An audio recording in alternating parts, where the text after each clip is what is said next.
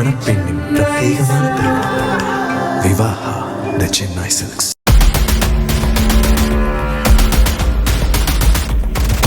விழுப்புரம் மாவட்டம் திண்டிவனத்தில் கொடுத்த பணத்தை திருப்பிக் கேட்ட பெண் வீட்டிற்குள் கஞ்சா பொட்டலங்களை வீசிவிட்டு அந்த பெண் கஞ்சா விற்பனை செய்வதாக திண்டிவனம் போலீசுக்கு தகவல் தெரிவித்த போலி நிருபர் உட்பட 3 பேரை போலீசார் கைது செய்தனர். சந்திரிகா என்ற பெண்ணிடம் குடிசை மாற்று வாரியத்தில் வீடு பெற்றுத் தருவதாக கூறி போலி நிருபர் நாகராஜன் என்பவர் 3 லட்சம் ரூபாய் வரை பணத்தை பெற்றுக்கொண்டு ஏமாற்றியதாக கூறப்படுகிறது.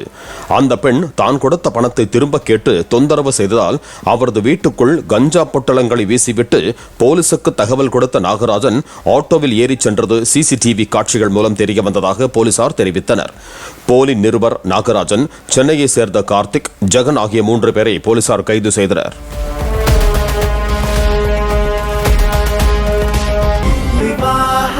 மணப்பெண்ணின் பிரத்யேகமான திருமணம் விவாஹா தி சென்னை சில்க்ஸ்.